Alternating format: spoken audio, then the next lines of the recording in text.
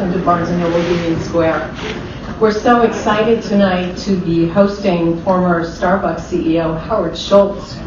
Howard Schultz joined Starbucks in 1982, a company that at the time had 6 stores and less than 100 employees. Under Howard's leadership, Starbucks grew to close to 30,000 stores in 77 countries and became a household name worldwide. Today, Starbucks ranks number 5 in Fortune's list of most admired companies. In June of 2018, Howard left Starbucks and he became Chairman Emeritus. He's here tonight to discuss his new book, released today, called From the Ground Up. In this new book, Howard chronicles his childhood alongside his efforts to address social challenges and creative solutions. Howard will be in conversation tonight with award-winning journalist Andrew Ross Sorkin. Andrew is a columnist, as you know, from the New York Times, as well as co-anchor of Squawk Box, CNBC's signature morning program.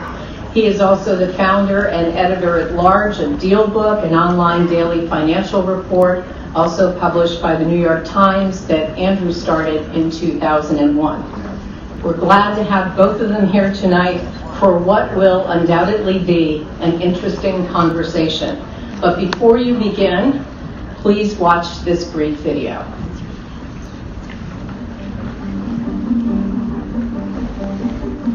I want a country where we're not fighting each other all the time. Everybody's just so divided. I want a country where I can feel safe and secure about my future. A country where the people in charge care about all of us and not just themselves. I guess I'd say a country where we look for compromise. I want to live in a country that's all-inclusive, that cares about the rest of us. I think we need to ask the question, what kind of country do we want to live in? We are living at a time where some, for whatever reason, based on their own motivations, their own political persuasion, want to do everything they possibly can to divide us. And I'm here to say no. We have much more in common than any of the things that divide us. And what we have in common is that we are all Americans. This is a moment in American history where I think most people believe and most people are longing for a demonstration of country over party, of citizenship over partisanship. Can it be done? Absolutely it can be done. You know, growing up, I lived in public housing. My father was a truck driver delivering and picking up cloth diapers. My parents could not make the rent of $96 a month. I saw what happened to a family when health insurance was gone. I literally set out in every way to build the kind of company that my father never got a chance to work for. We created the first of its kind health insurance for our people. We followed that a year later with ownership for everyone. Shareholders, employees, no matter where you are in the company, we are all equal. The third piece was access to education. Dream big, and then dream bigger. You will be the generation that teaches the world. Yes, you will. Congratulations on your acceptance. Oh my God. One of the things that I've learned along the way is by achieving that fragile balance between profit and humanity, everyone had a sense that their work was valued and dignified. I did not inherit any money from my parents, but I did inherit a great gift from my mother. The gift of believing in the promise of the country. I have no doubt whatsoever that the country can come together, that we can realize and understand the power of we, the power of us.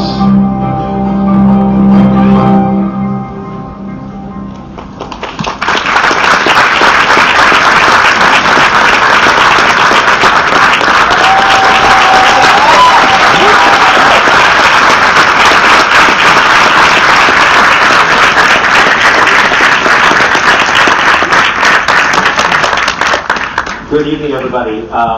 We have what I imagine is going to be a fascinating conversation. When I agreed to do this originally, I thought it was we were just going to talk about a book. But there has been a lot of news made, and a lot of news made literally in the past 24 hours. We will talk about the book, and we're going to talk about Howard's life. But given all of the cameras here, I think we need to spend some time talking to Howard about the decision that he just made. So I'm just going to start with that. I interviewed you in June when you stepped down from Starbucks, and you talked about the possibility of running for president or of public service, hinted potentially at the presidency, but you never talked about running as an independent. There are lots of questions about that decision, which you made clear on 60 Minutes last night. So let's start there, which is to say, what happened between last June and now, and how did you decide specifically, not just to consider the option to run for president, but specifically to run as an independent? Okay. Let me first say thank you for being here. I know you're under the weather, and I appreciate the fact that you're here. Thank you. Thank you. Well, let's begin with what I said on national TV last night, so I can frame the answer. What I said last night is that I am seriously considering running for president as a centrist independent. And I wanted to clarify the word independent, which I view merely as a designation on the ballot. Don't help elect Trump, you egotistical billionaire asshole! Go back to getting ratioed on Twitter! Go back to Davos with the other billionaire elite who think they know how to run the world! That's not what democracy needs!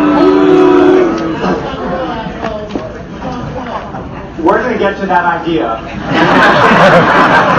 in just a minute, because there is a lot on Twitter.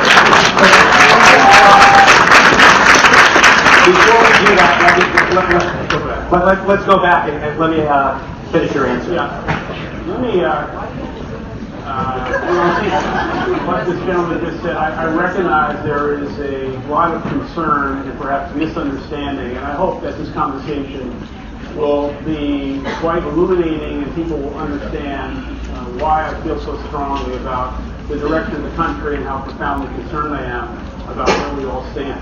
Having said that, I think the question that I've been asking myself for the past year and a half is what kind of country do we want to live in? And as a result of trying to answer that question and the concern and the profound issues that the country is facing, what I said last night, and I'll repeat, is that I am seriously considering running for president as a centrist independent.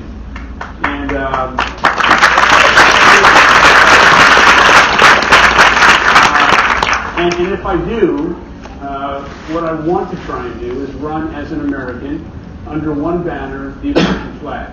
Now, what's changed for me in terms of the specific of the question is that over the last 2 years, we've seen a president and an administration demonstrate a lack of leadership, a lack of truth. There's no dignity, there's no civility in the Oval Office, and that has given license and incitement to people throughout the country to feel as if they can do and say anything they want that would disrupt the values and the promise of the country. In addition to that, and I don't want to be misunderstood by this, I think that we're living at a time when the toxicity of both parties have reached a point where there's just no level of compromise, and we've witnessed just in the last month what better evidence do we need of the government shutting down and 800,000 people and their families have to go to a pawn shop, have to sell clothes, have to go to a food bank because the government is shut down over what? Over politics and the ridiculous nature of a wall. And so what I'm asking myself the question is there a better way? And I think that there's evidence that the government is not trusted, the government is not working, that both parties are complicit in their inability to kind of walk in the shoes of the American people.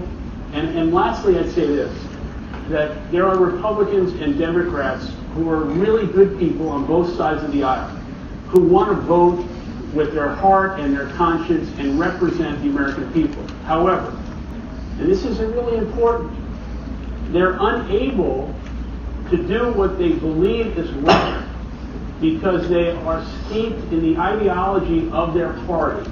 And they realize if they vote their conscience or their heart, they're going to get primaried and taken out.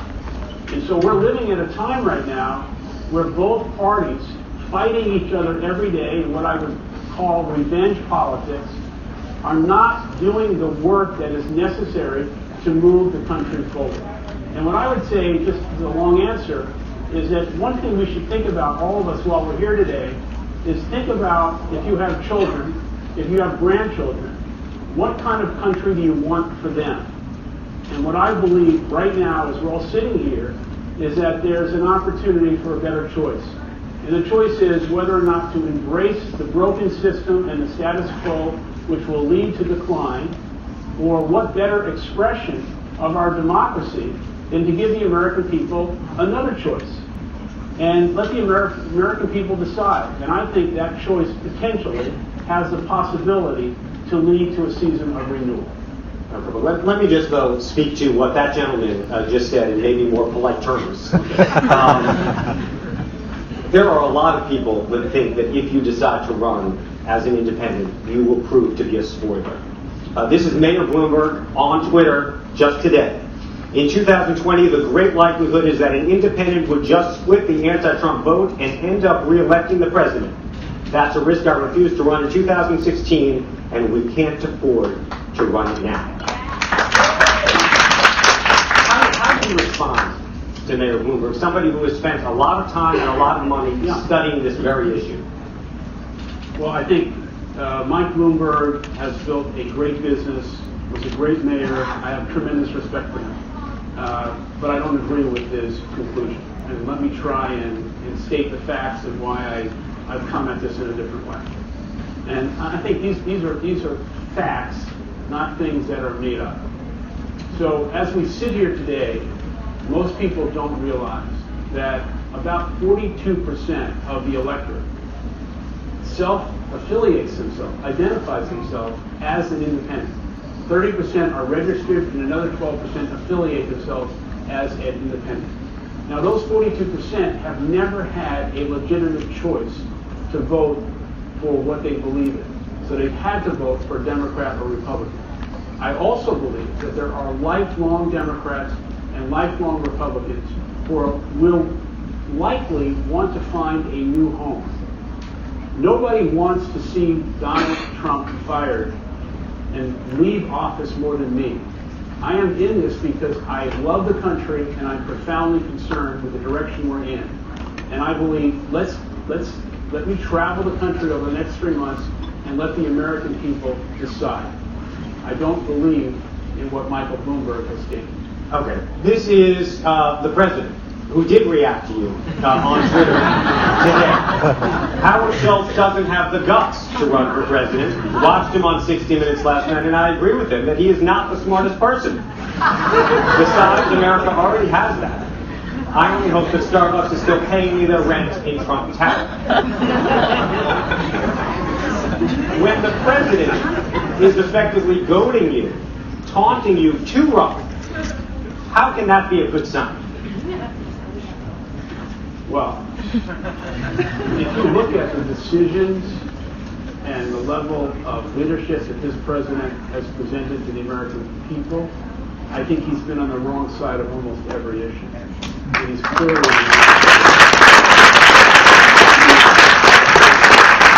I also would say that I don't think we should misjudge what the president views as strength and conviction. It's really weakness. This has nothing to do with what's true and what's real. I'm not going to respond to that. It's childish. And I'm not trying to win the Twitter primary.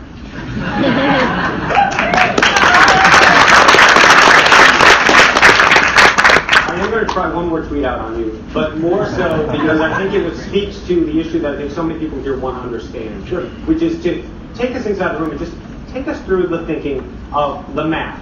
how it's possible. And let me just say this. This is Howard Wilson. He's a Democratic strategist, works for Mayor Bloomberg. He says, I've seen enough data over many years to know that anyone running for POTUS as an independent will split the anti-incumbent, anti-Trump vote. The state could not be higher, and we cannot afford the risk of a spoiler. He goes on effectively to repeat what the mayor said, but walk us through, almost state by state, how you have to do it.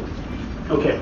I don't know Mr. Wilson. I'm sure he has a vested interest in the Democratic Party, but let me try and answer the question. Certainly for the last 3 or 4 or even 5 presidential elections, basically less than 10 states, battleground states, have pretty much decided the election. So if you live in Arizona or Montana, pretty much your voice and your vote has not mattered. So if you just pause on that for a moment and realize that 7 to 10 states are deciding the presidential election in the future of this country, I would submit there perhaps that's not the way we should proceed. So what if the possibility existed that all 50 states, that everyone's vote mattered, that everyone's voice mattered? And what if an independent candidate could create a 50-state race?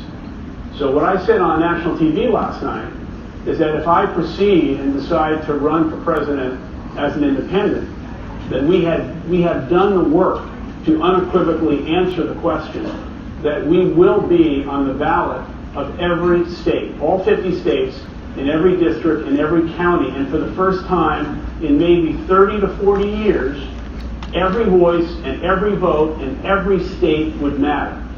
In addition to that, if I have 15% polling by the time the primaries are over, I have the right to be on the debate stage, and then it becomes a 3-person race. Let me go a step further. Donald Trump, if he is the Republican nominee, and there's probably some questions about that, he has a base of roughly 30 to 35% that is a strong Republican base. I understand that, I respect it.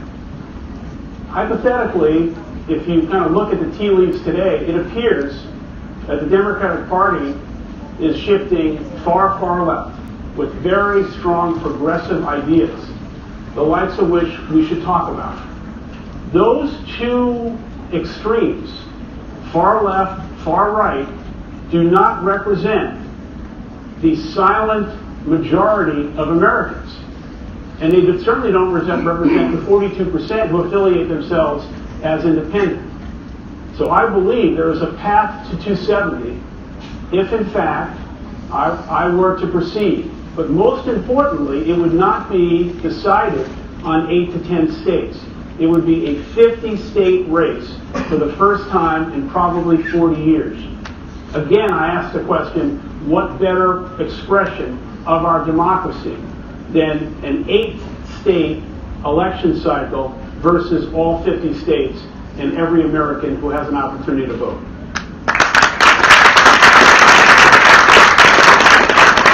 You saw the reaction today, which was swift from many in the Democratic Party. There were some, not only who said don't run as an independent, but some said, come over to this other side. Come to our side over here, the Democrats were saying. Is it possible over the next 3 months as you tour the country and put your finger in the wind that you might say, you know what, I've thought about it and I want to run as a Democrat? You've been a lifelong Democrat. Well, the way I've come to this decision is I believe that if I ran as a Democrat, I would have to say things that I know in my heart I do not believe, and I would have to be disingenuous.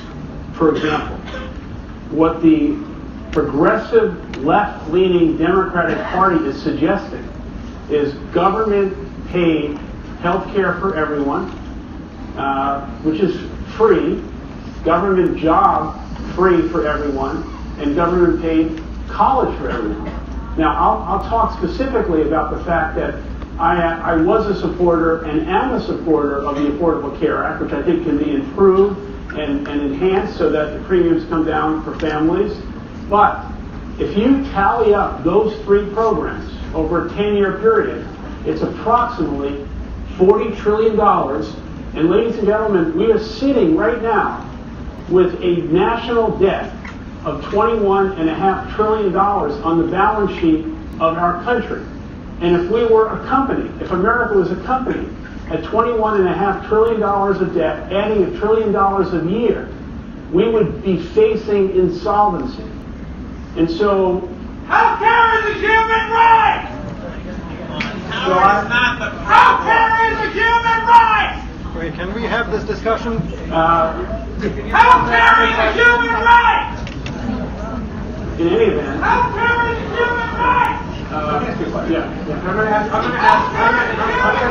Sir, I'm actually going to get to your question. I'm going to ask it like this. This afternoon, I asked on Twitter, as it happens, I said I was going to be here. We have a live audience. Are there any questions you want Mr. Schultz to answer? And one of them came from a reporter at the Washington Post, David Weigel. He said, Starbucks is a global company operating in many countries that have universal health care. yes. Why does he believe that a similar healthcare system is unworkable here?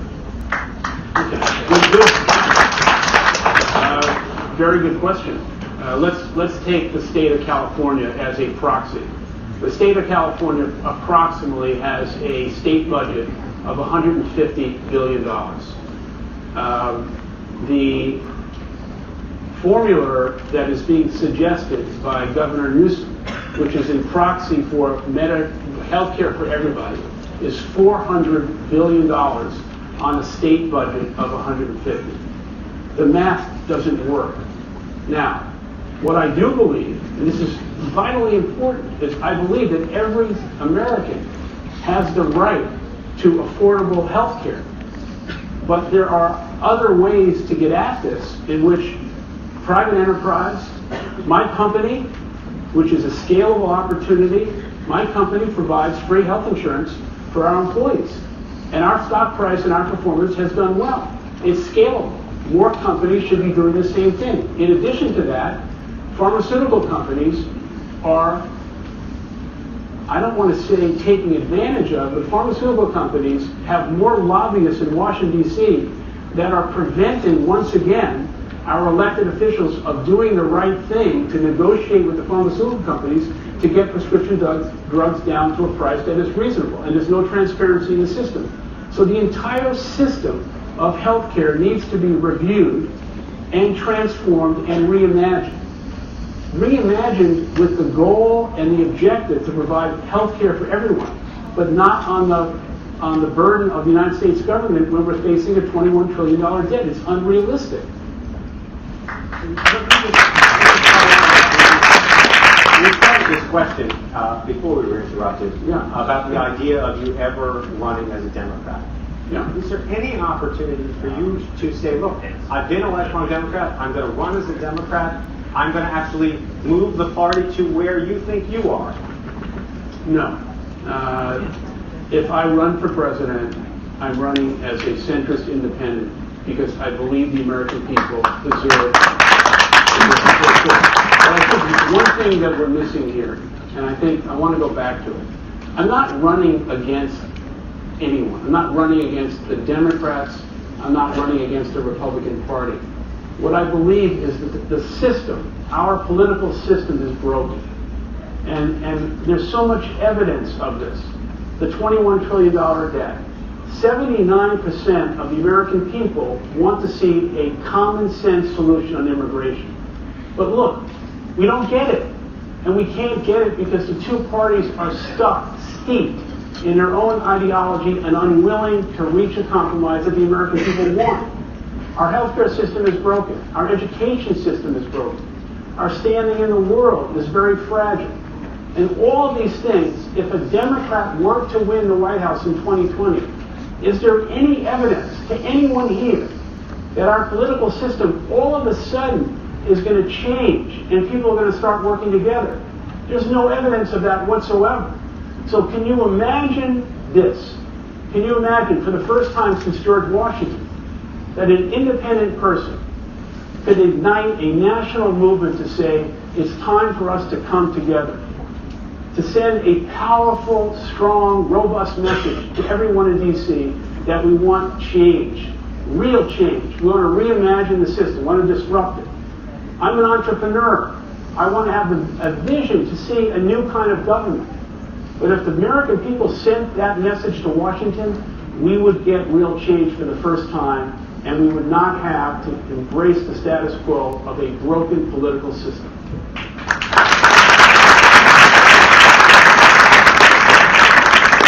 Let me ask you one final follow-up on this particular issue, which is, given the history of Ross Perot and Nader and Jill Stein, and the list goes on, if it appeared in the polls, if you were running and it appeared in the polls that your candidacy would help re-elect Donald Trump, would you drop out before him? Let me go back to what I said earlier. Nobody wants to see Donald Trump removed from office more than me. If I decide to run for president as an independent, I will believe and have the conviction and the courage to believe that I can win. I can't answer that question today, but I'm certainly not going to do anything to put Donald Trump back in the Oval Office.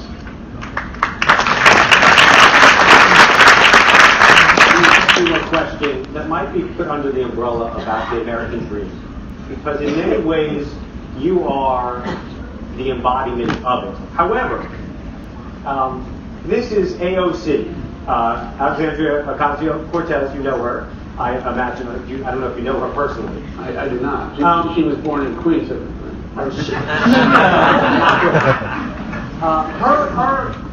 Her advisor says that every billionaire, and you are one of them, is a policy failure, meaning that the capitalistic society that we live in today is improperly structured, and that actually your success and becoming a billionaire is a failure of the system.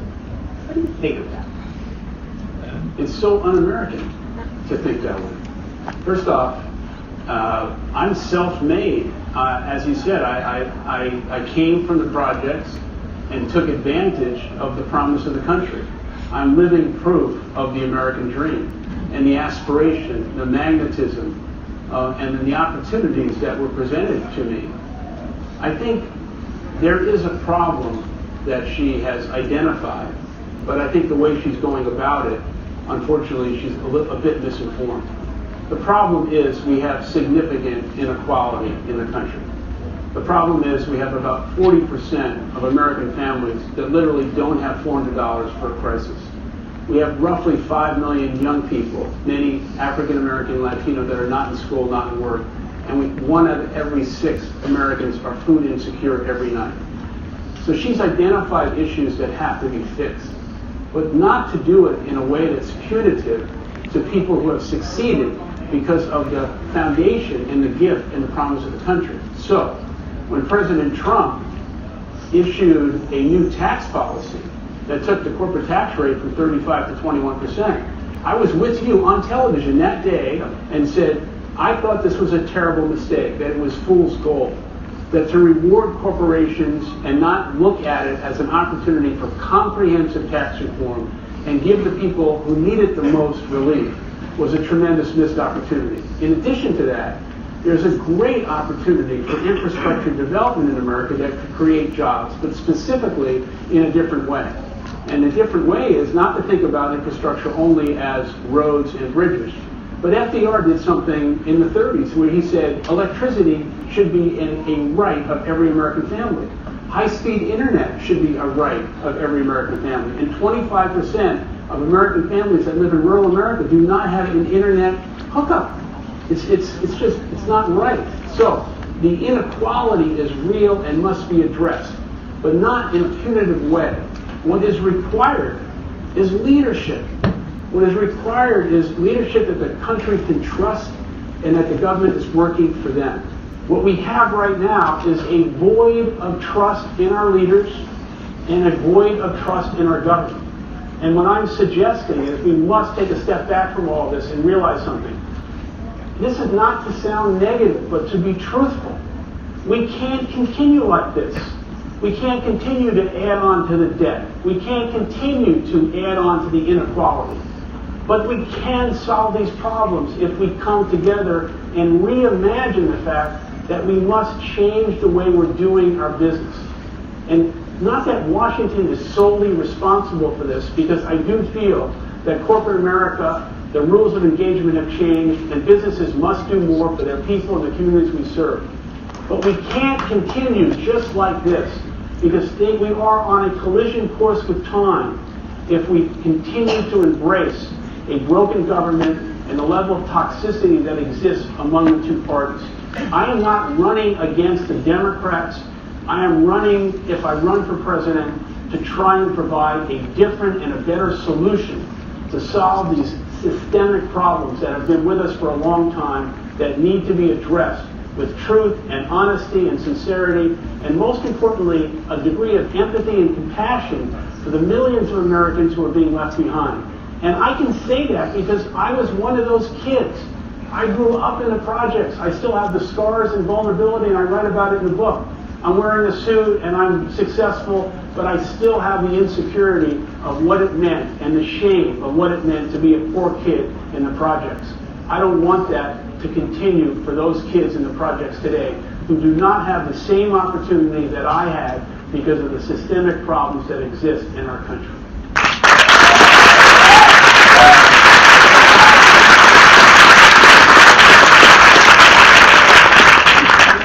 One final question about the system and the capitalistic system of money and what it may or may not be doing in politics. And then I want to get into your story and being in the projects and where you came from, because I think there's some instructive and important items to talk about. But the author of Winner Takes All sent in a question.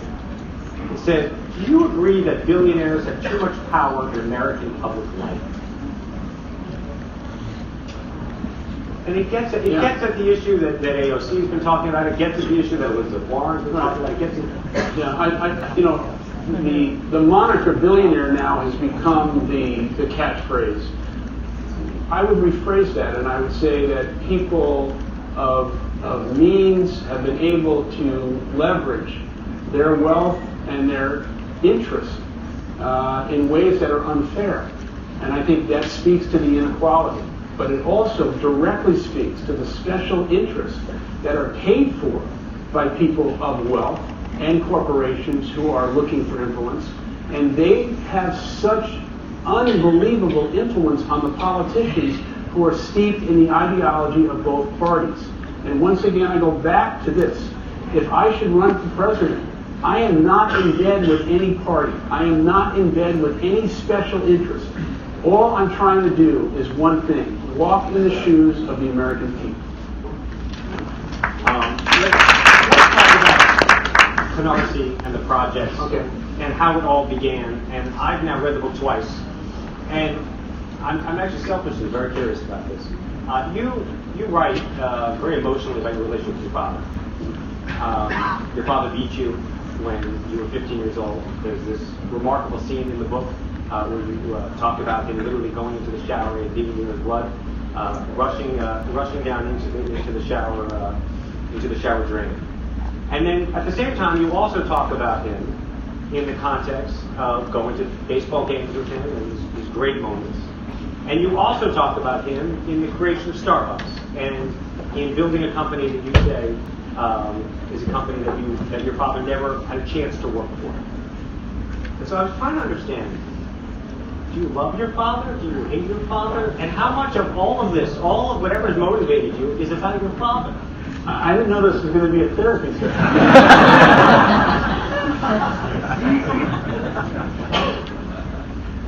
Listen, I think everyone here wants to make their parents proud.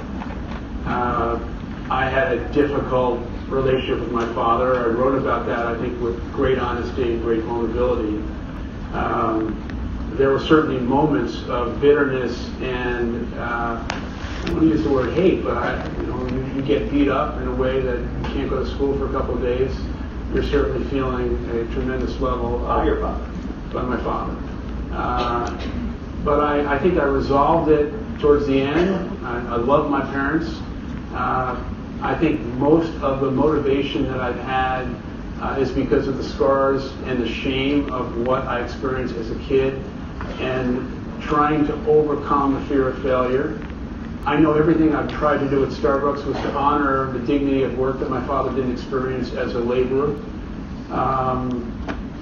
But it was a complicated relationship, and one that I think still trying to sort out in a way. And the book, in many ways, was very therapeutic because I never revealed any of these stories other than to my wife Sherry, and even my brother and sister who are here tonight didn't know everything because they were much younger. When you said that you wanted to build a company with your father and that never had a chance to work for, what did you mean by that? Yeah. My father came back from World War II damaged. There was never a conversation in his entire life about what happened in the war, so we never knew anything. But he did come back with yellow fever. He was a high school dropout, did not take advantage of the GI Bill, and as a result had a series of just terrible blue-collar jobs. And over a period of years, he began to feel as if he was a victim of the system. Now, I will say publicly, I don't think he took the responsibility that was necessary to do the things he needed to do to put himself in a position to win. But he viewed himself as a victim. He was bitter, he was angry, and he was not dignified and not respected and not valued as a worker. And that, to me, was what I tried to reverse at Starbucks. And so, before we were public and still losing money, not only did we provide health insurance, because I remember losing health insurance. I remember Jewish Family Services actually delivering food to our house, our apartment, when there was no food, there was no money. And you don't forget these things. And then obviously equity in the form of stock options. My parents never owned anything in their entire life. And so giving somebody who worked on a factory floor or a part-time barista equity in the company, and $1.5 billion 20 years later has gone back to people at Starbucks because they had ownership in the company. Now, interestingly enough, shareholders who were private and then public tried to fight me on all of these benefits because they viewed it as being dilutive to their ownership.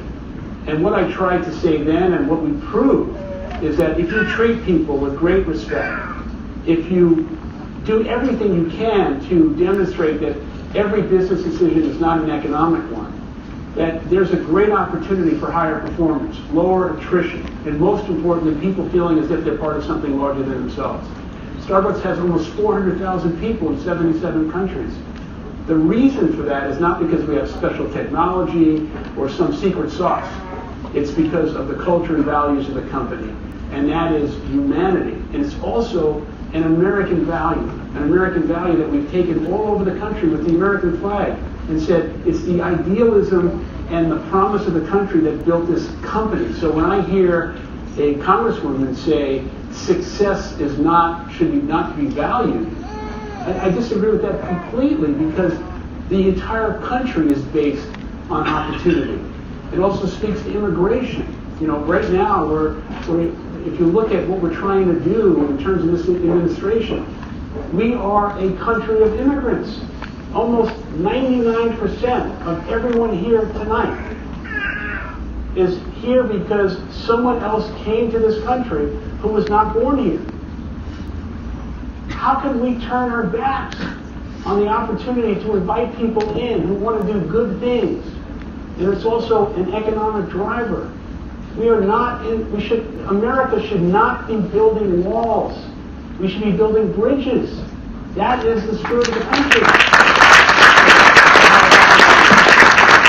If I could put you on this bipartisan committee that now has 3 weeks to try to figure out a plan. Yeah. And it relates to the wall and it relates to immigration, what would you do? I gotta say, I think this is the most simple problem to solve. Maybe I'm just stupid. I can't figure it out. So the Republicans want something that is correct, and they want strong border security. I agree with that completely. But a wall?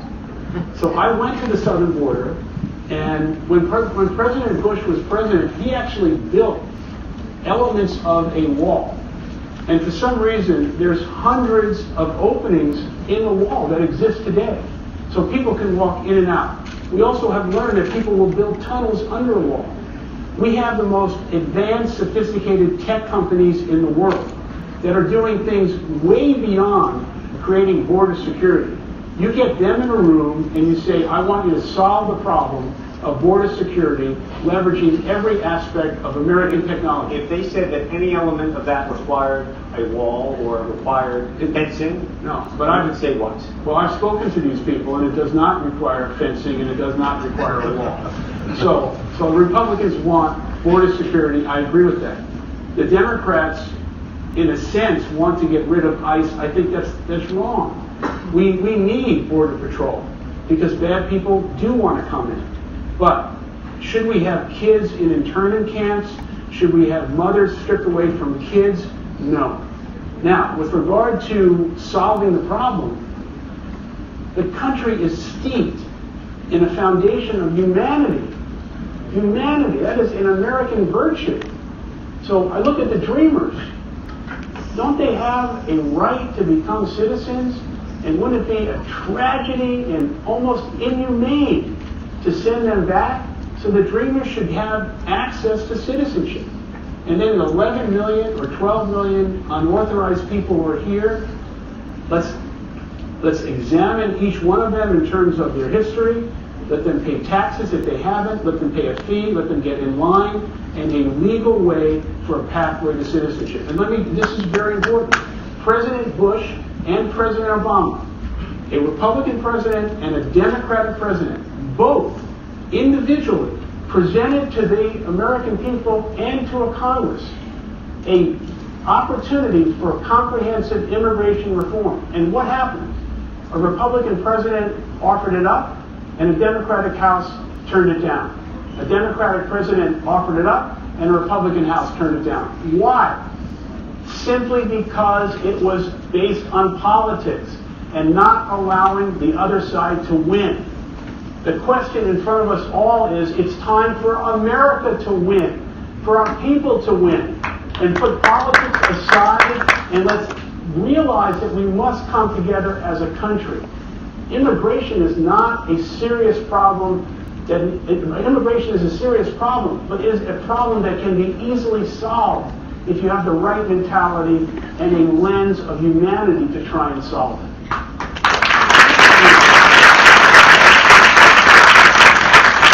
We're talking about policy, and I do want to get back to Starbucks because I do have one important question that I think relates to how you got here in terms of thinking. But to the extent that you've spent a lot of time traveling the world on behalf of Starbucks, to the extent that you've spent a lot of time in China in particular, where really the growth of Starbucks has come over the past several years, what do you think of the trade war that's happening between the U.S. and China, and what feels like a sea change between this idea of cooperation to confrontation? And I'm not just talking about the tariffs, which may or may not get sorted out over the next month or two. I'm talking about a much larger debate that seems to be happening that may play out over the next decade or more. I think this is a very serious question, Andrew, so I want to try and frame my answer appropriately. The question that the next president needs to carefully ask and answer is, what is in America's national interest? And let me just answer the question in a different way first. And I just ask rhetorically, is it in our national interest over the last 2 years to basically ostracize ourselves from countries within the EU, from NATO, and put ourselves in a position where we are operating alone on the basis of nationalism and isolating ourselves to the point where we are walking away from our allies? I would suggest that's not in our national interest. There are people on the other side who would say that it has been an unfair deal. Now we're getting to China, so China and beyond. Yeah, but there are, whether or not it's an unfair deal, you don't take your ball and run away, and this is not the way to proceed. America, the world needs American leadership. and our allies have to rely on the trust and confidence of America's military and American defense. With regard to China, which is your question, is first off, what role does China play with regard to America? Is China an adversary? Is China an enemy? Is China a competitor? And I would suggest that China is a fierce competitor. What China is looking to do is establish themselves and displace us economically as the world's strongest economic power. We cannot allow that to take place. It is in our national interest to make sure that America continues to lead economically in the world. So the first mistake that the president made was leaving TPP, and as a result of that, giving China the opportunity to basically control and influence the most important growth aspect of the world, which is the Asia-Pacific region, and then go about it in a way that we are no longer involved. Now, we have significant issues and challenges with China with regard to manipulation of currency, specifically on trade and human rights issues. But we are now in a trade war with China that has no strategic understanding about what it is we're trying to do and what it is we're trying to accomplish, because as we sit today, we have an entire agricultural industry, farmers across the country, who have lost markets as a result of this, and those markets are not coming back. And on top of that, as a result of the trade and tariff war that is insane in my view, the American consumer is now paying a tax because goods and services are costing more.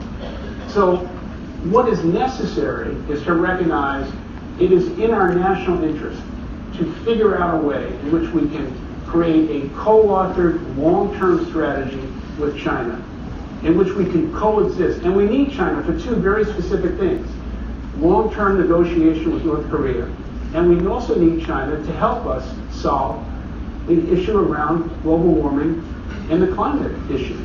And we need China to participate in that with us. So, in my view, diplomacy, statesmanship, and what we're doing now is not the way to proceed in China. Now, I've been doing business in China for 20 years. I probably have been to China more than almost any other public CEO. We have to have a tough, stern conversation with China, but it has to be respectful, and they need to understand what we stand for. And I would say if I ran for president, and if I was fortunate enough to be president, we would achieve these goals, but in a much different manner. Let me ask you this. I mentioned politics before, and I just wanted to get at this because it is something in the book that struck me as I was reading it. When do you think you became interested in politics and even thinking yourself about both the role that you could play and the company could play? There seems to be a turning point, I think, that you talk about in your book in 2011, where you're stretched out on a couch, I think, because you just had some surgery, and you came back to the company and said that you were going to put out a memo to other executives saying to withhold financial contributions until there could be bipartisan coming together. What was that about? Am I right about that? Yeah, you're right. Thank you for reading the book. Now, some people think. So in 2011, I had a neck fusion surgery, so I was pretty much laid out for a few weeks. And I had a lot of time on my hands, so I'm reading, I'm watching television, and it really concerned me that we were facing another gridlock in the government and another example of two parties not working together on behalf of the American people. And I was just thinking that the role and responsibility of a public company, that the rules of engagement were changing, and we needed to speak up. And one way we could speak up is not make any contribution to a Republican or Democrat. So I solicited the help of my friends, and 150 CEOs of both parties signed a petition that we were not going to contribute any money until the government reopened, and that there was some basis of compromise with regard at the time to the fiscal cliff that we were dealing with. I think that was one turning point, but the real turning point has been the last 2 years. the last 2 years of seeing this president and this administration fail the American people in ways that are just, in my view, unacceptable. The American people deserve better, and we are much better than our political class. What do you think, though, of companies and other CEOs now getting into the world of politics? Not just the way you are, but jumping into these issues. Appropriate? Inappropriate? I think it's appropriate if they're not using their company as a political tool.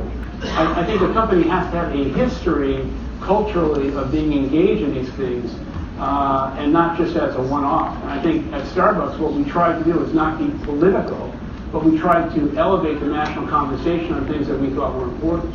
And things didn't always turn out well. I was criticized for a lot of things, but I felt that I was always trying to make our people and our customers proud of what Starbucks stood for.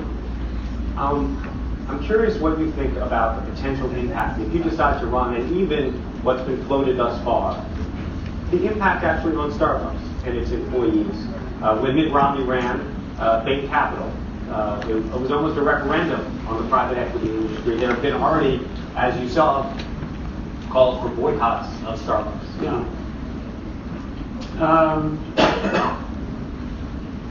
Let me give you a story that really upset me and concerned me at the time. I've been very concerned about racial inequality in America, and as you know, tried to elevate the national conversation about racism, and kind of failed twice in trying to do that. I'm proud of the initiative, but the execution didn't go all that well. So during the time that we were trying to elevate the national conversation on race together, I got a phone call from a store in the South. And the phone call was, we had a white customer today who refused to be served by an African-American barista. And it broke my heart, and I honestly, I couldn't believe that that was going on. And then a day later, we had another incident where we were told that there was a gunshot through a window at Starbucks in another city. It turned out to be not a gunshot, but a ball bearing from a slingshot that actually could have killed somebody. And so I think what we understood and what I feel very strongly about is we've got to be very careful not to be in the business of incitement. And certainly we're living at a time of incitement. We've got to be very respectful of people's beliefs. And I think one thing that I would hope that this conversation and the conversation I hope to have over the next 3 months leads to the fact that we can disagree. We're not going to agree on all issues. But one thing, we are all Americans. We must come together, and we can agree to disagree if we can move the country forward. You talked about professional mistakes a moment ago, and I want to ask you about one in particular because you talk about it in the book. There are a lot of people in Seattle that are still very unhappy that you sold the Sonics in 2006. This is a real issue. Some of you are clapping and laughing, but there are a lot of people. You go to Seattle, and this is something that you are remembered for. You write in the book, almost everyone blamed me, and after some initial denial, I realized they were right to do so. I had squandered the very public trust that I had bought into. You went to go on to say, losing the Sonics has been tragic for generations of fans, especially kids who are growing up without the benefit of an NBA team in their city. It's a public wound I cannot heal. For that, I will forever be deeply sorry. How often do you actually think about that? I think about it a lot in Seattle, especially when I see a young kid wearing a Supersonic jersey. So what I wrote about in the book is how I feel. I think the lesson for me is when you have power and responsibility, you have to show restraint. And there are a lot of issues that led to the sale of the Sonics. And I look back on it as certainly the biggest professional mistake I made. I wish I could redo it, but I can't. I've apologized for it. There's nothing I can do or say. And I think back to, with my father, when the Brooklyn Dodgers left Brooklyn, how upset he was at the O'Malley family at the time. Now I'm going, way back to Ebbets Field. So this was a big mistake on my part. I'm human. I'm not perfect. I can't undo it, and I feel terrible about it. And I'm going to have to address this publicly in Seattle on Thursday night in a group like this. And I'm sure there's going to be some people. Do people come up to you still? Yeah, yes, they do. Yeah. We only have a couple minutes left, and I know that there's a lot of cards here that people have asked questions on, and I want to get to them. I want to ask you, because we really only have 5 minutes, you did say that you are going to spend the next several months making a decision about what to do next. Yes. Talk to us about the calculus. How are you going to think about this? What would make you run? What would make you decide, you know what, I'm not doing this? Well, one thing that's not going to change is my profound concern for the direction of the country and our standing in the world. And can I just tell a brief story? I know it's going to, and then I'll answer the question. So, Sherry and I had an opportunity to visit Normandy this past year. And I've always wanted to go to Normandy, but never had the opportunity. How many people have been to Normandy? So I think for those of you who have been, I think you'll understand the story. You go to Normandy and you walk Omaha Beach and you are struck with the unbelievable level of bravery and valor and sacrifice of extraordinary people who gave their lives for freedom and saved the world. And then you go to the cemetery and you walk through 9,300 headstones and you are just in awe of that generation. And as we were leaving Normandy and we're in the parking lot, a car pulled up next to us, and we heard American voices. And I got out of the car, and it was a young couple from Baltimore, Maryland. She was a nurse, and he was a lawyer. And I simply said, what brought you to Normandy today? And she didn't miss a beat, not a beat. And she said, we came to Normandy to be reminded of who we once were. And it was like a spear that went through my heart. That this young couple had to go to Normandy to find who we once were. You can almost cry hearing that. And I know in my heart who we are. I know who we can be. And I had a second situation in Normandy. About an hour before that, I'm walking through the cemetery and we kind of split up and I'm by myself. And about 100 yards away is somebody on his hands and knees. And I can see he's in a uniform. I walk towards him, I get really close, and I'm like 5 yards away, and he's on his knees. And I get to him, and he's got a hand scrub brush. And he's scrubbing the headstone. And I look at him, and I realize he's an employee of the American cemeteries, but he's French. I kneel down next to him, and I say, thank you for what you're doing. And he stands up, not a word of English, and he says, thank you to me. The respect that he was showing on his knees, scrubbing the headstone of Americans who had fallen, who had sacrificed so much. That Normandy experience is what I'm carrying with me. And that's why I've made the statement of what I'm considering doing. Because of my love of the country and my personal responsibility that no one should have to go to Normandy to find who we are. I know who we are, and we can be so much better.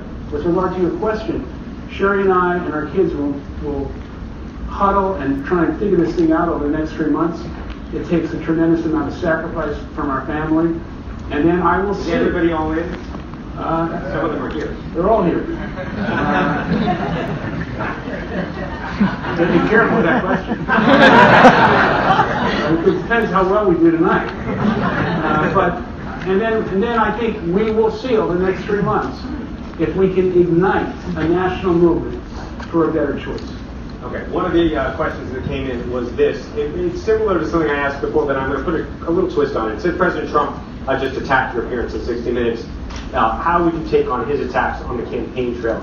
And I add to that question, your disposition and President Trump's disposition are very different. I'm from Brooklyn. Historically a fighter. How do you, as somebody who I think tries to keep things relatively civil in most cases, how do you fight a fighter without fighting? Well, first off, I think President Trump is a very insecure man. And that insecurity is manifested with all of these attacks, which I really view as weakness, not as strength. And so we're not going to get in the mud with him. We're going to do everything we can to represent the American people with dignity and respect. It's a question that I understand that people will have a natural feeling of, but no one should doubt whatsoever the toughness and the rigor and the grit that I have to do everything I can to represent the American people well.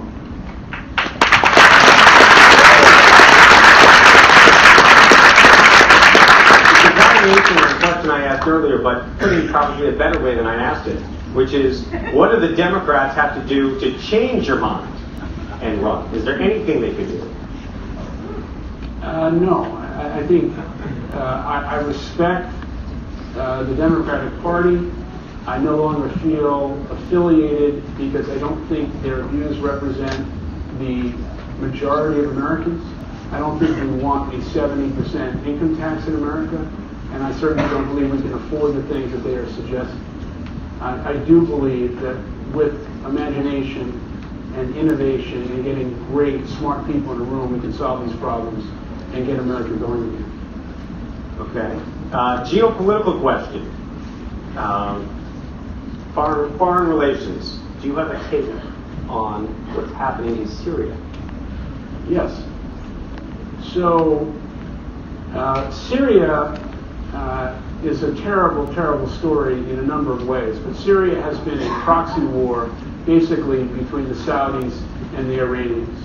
And the Kurds have been side by side with American forces to prevent basically what has occurred there under a terrible ruler. President Trump's decision to abdicate our responsibility in Syria will go down in history as one of the biggest mistakes that a president has made with regard to foreign policy. And the reason is this. By abdicating our responsibility, he did a few things that are so wrong. One, he did not share on any level what his intent was with our allies. Mistake number one. Number two, by leaving Syria, he allows Russia, whose primary role in life is to do everything they can to disrupt our democracy, to put them in a strong foothold position as the kingmaker now in the Middle East, which ultimately will threaten Jordan and Israel's security, and give Iran and Russia a position that they never could have had we stayed. And he did not have the humility to listen to his advisors, primarily Secretary Mattis, who basically left as a result of this decision. So you have a four-star general at your side who knows much more about these things than you do, strongly recommending to you that you stay. And he gets up and says, I'm leaving, and announces to the world with no strategy, no understanding of the long-term consequences. And this is a classic example of a lack of leadership and the fact that he is not qualified to be the President of the United States.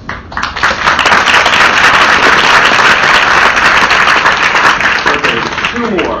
In the wake of the murder of Jamal Khashoggi, how do you think the relationship between the United States and Saudi Arabia should or should not change?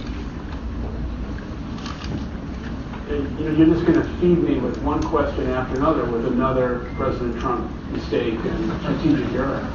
How could we turn a blind eye to that situation? So if I would have been president at the time, I would have placed serious, significant, acute sanctions on Saudi Arabia, and I would have cared less whether or not we sold them any arms.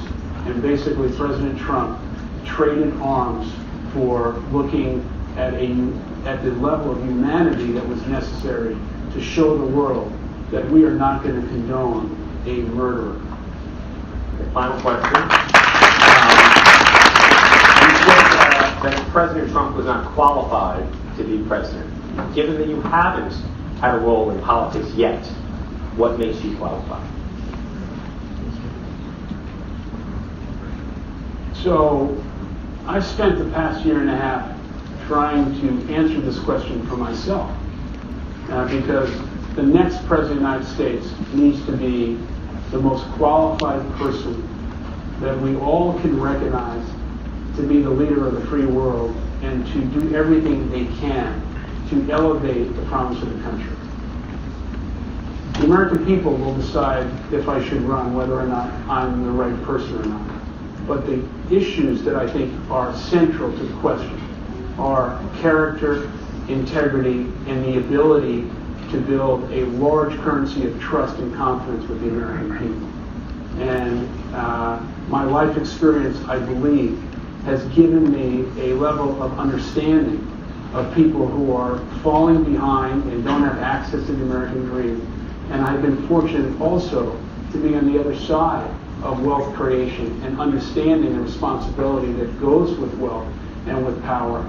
And I believe I can bring that. In addition to that, my heart, my sensibility, going back to the story of Normandy, is that we must, as a country, come together. And the first order of business of the next President of the United States is to bring the American people together. Howard Schultz, everybody.